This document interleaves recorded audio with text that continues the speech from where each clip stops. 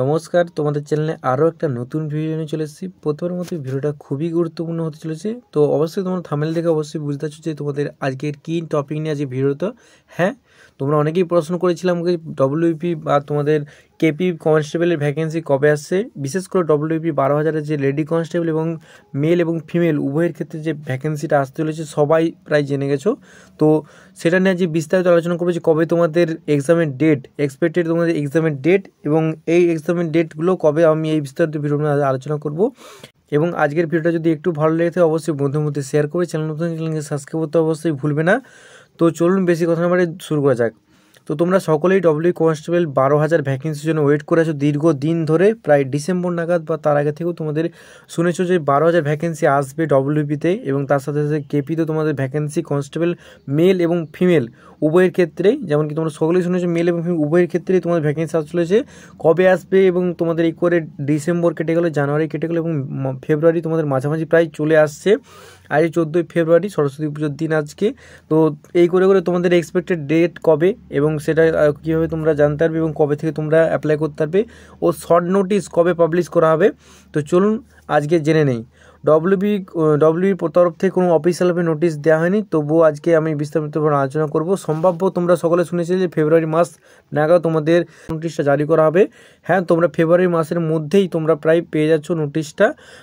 খুব শীঘ্রই তোমরা 2-3-4 দিনের মধ্যে সম্ভাব্য এই নোটিশটা সম্ভাব্য পেয়ে যেতে পারার সম্ভাবনা খুবই বেশি, কারণ তোমরা সকলেই জানো যে ফেব্রুয়ারি মাসের মাঝামাঝি প্রায় চলে আসলাম।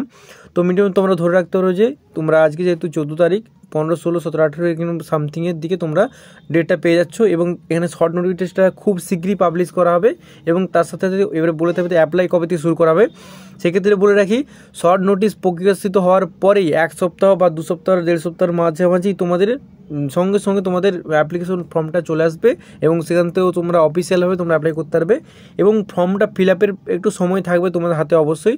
তো সেটা নিয়ে কোনো চিন্তা নেই, একবার ফর্ম বেরিয়ে গেলে তোমরা হাতে সময় নিয়ে তার আগে ফর্ম ডেট শেষ হওয়ার আগে তোমরা অ্যাপ্লাই করে দেবে। তো আজকের এই বিস্তারিত ভিডিওর মাধ্যমে সম্পূর্ণ ডিটেলসে আলোচনা করলাম যে তোমরা এর অ্যাপ্লিকেশন শর্ট নোটিশটা কবে অ্যাপ্লাই করার জন্য শর্ট নোটিশটা তোমাদের পাবলিশ হবে এবং কবে থেকে তোমাদের অ্যাপ্লিকেশনটা শুরু হচ্ছে।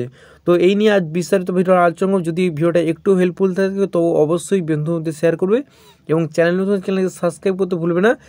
এর শর্ট নোটিশটা খুব শীঘ্র পাবলিশ হবে ডব্লিউপির অফিসিয়াল অফিসে। তোমরা এখানে ভিজিট করলে নোটিশ বক্সে যেমন দেখতে নোটিশ অপশানে ক্লিক করলে তোমরা এখানে ভিজিট করে দেখতে পারো।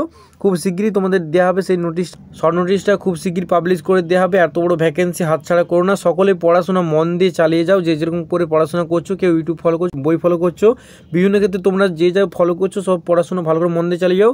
একবার নোটিফিকেশন আউট হওয়ার পর খুব বেশি সময় তোমার থাকবে না, তার সাথে তোমার অ্যাপ্লিকেশন করতে হবে।